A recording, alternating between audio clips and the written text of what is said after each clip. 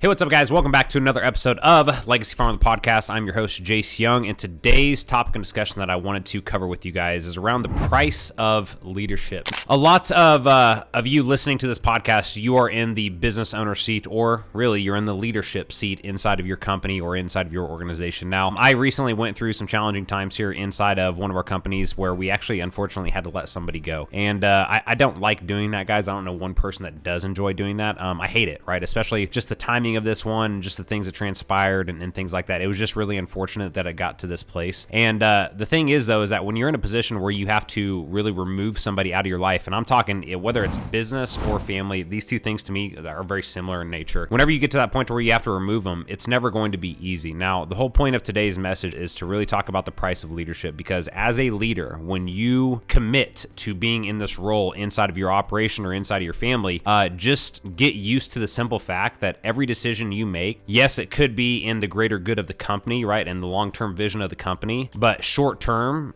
you're going to hurt people. And this is just the reality, and this is just the nature of the beast that we ultimately operate in and live in. Because when you are making these decisions, not everybody's going to agree with you, not everybody's going to understand with you, but at the end of the day, there's only going to be one person to blame, and it's you, unfortunately. Just like it was me in this situation, and it'll always be me, because, and this, again, this is just what's challenging about being in that leadership role, because you probably have this vision, right, of where you want to take the company and where you want to take the business. And I feel like over and over again, God is going to challenge you on just how committed you are to making that happen. Because when you do make changes or you do make decisions, there is always somebody on the other end, whether it's in your team or in your family or whatever that may be, that is going to be pissed off about the decisions that you did make there. So again, the price of leadership. You agreed to this when you sat down at this table. You were the one that was looking for this and asking for this inside of your life. Everybody wants this freedom and to make all the money that they can possibly make and just all these different things. Well, that comes with a price, right? In order to do that, you have to sit in the leadership seat. And in order to sit in the leadership seat, you have to be willing to feel that weight of responsibility that comes when you get backlash from the decisions that you are making inside of the business. And at the end of the day, you have to do what is best for ultimately the business long term and the best for your life long term. So, and again, guys, it's not easy to do that, especially when, like I was talking about, you have to fire somebody. That sucks. I hate doing it. It literally keeps me up at night. I'm staring at the ceiling,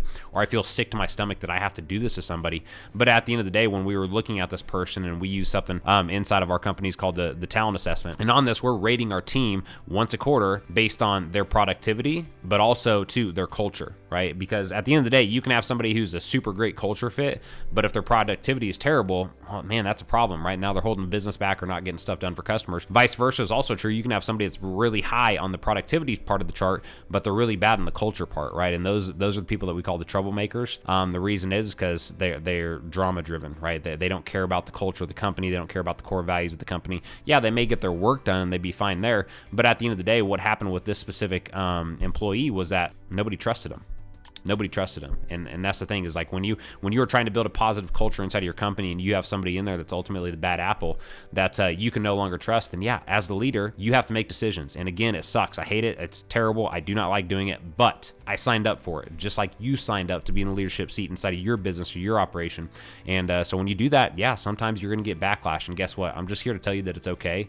It's part of it. And it's really like when I really started to break it down, it's God challenging me and saying, Jace, how committed are you in getting this company to where you want it to go? Like, because I feel like he has a destiny for each one of us, and I feel like we're consistently challenged here, again, over and over, like how much we are willing to commit to that path and to commit to the ups and downs of that path. Because I don't know one entrepreneur, I don't know one other business owner or any of our customers in Legacy Farmer that haven't faced adversity like that, to where, yeah, you are going to make a decision and somebody else is going to be pissed off. But here's the deal, though, too, that I'll share with this, and then we'll kind of end this podcast, is it levels up your awareness. Now, what do I mean by that? We are constantly in a position where we are impacted by the choices that other people make. Now, here's the deal. If I am in my situation or in my role inside of organizations as the leader and as the founder and as the visionary, I get used to the simple fact that, hey, I hear everybody's opinion, right? I hear exactly what everybody's saying, but here's the deal. This is what we are going to do. This is why I decided to do this. I know it doesn't fit with what you wanted or what you wanted, but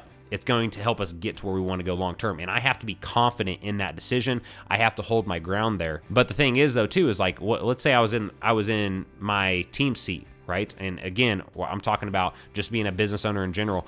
You raise your level of awareness because the reality is you're working with other business owners around you that are going to make decisions that could negatively impact you, right? So again, having that awareness saying, hey, you know what? I could be really mad at them, but at the same time, were they just in the position that I was just in and they had to make a tough decision? And at the end of the day, somebody was not going to be happy with that decision and it just ended up being me, right? Doesn't mean they were trying to do something negative towards me or anything like that. It just means that, hey, this time around, I was the one caught in the situation where, yeah, it had a negative impact on me, my family, or my business. And again, I'm not talking just in business, guys. This is in life in general as well. But it just levels you up as a business owner because when you have to be that person that's making the decision that's negatively impacting other people, it is inevitable that we will all be in the position where somebody outside of our world makes a decision and it negatively impacts us. And so if I can have better awareness and be more open to it and really see things from a higher level there, it's just not going to cause so much stress and chaos inside of my life. So guys, at the end of the day, again, the whole topic of this episode was around the price of leadership. You are either willing to pay the price or you're not. And this is what is tough is, where I'm committed to taking one of our companies, Legacy Farmer, for example, that journey that we are going on and that commitment that I've made here, especially in the past 90 to 120 days, because you guys haven't seen a lot of podcasts or a lot of me. It's not because I've been sitting around. It's literally because I've been busy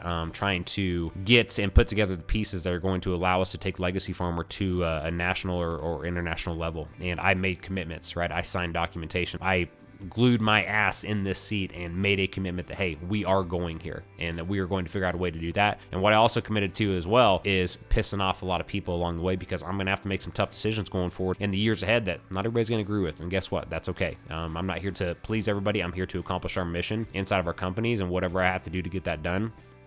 Yeah, it may be painful, may suck, but also that inside of that area right there is where all growth happens, right? Where we develop as business owners and as leaders. So my friends, hopefully this whole conversation and topic resonated with you today. I'm sure you can look at your life and see where you've made decisions that somebody just wasn't happy with. And at the end of the day, you have to have conviction in what you're doing, and you have to have belief in who you are as a person and what you're trying to do and where you're trying to go, and that you're trying to lead people to this specific place. And in order to get there, yeah, we got to make some tough decisions sometimes, but are you really committed? So anyways, hopefully you found value inside of this episode, and we will catch you on the next one.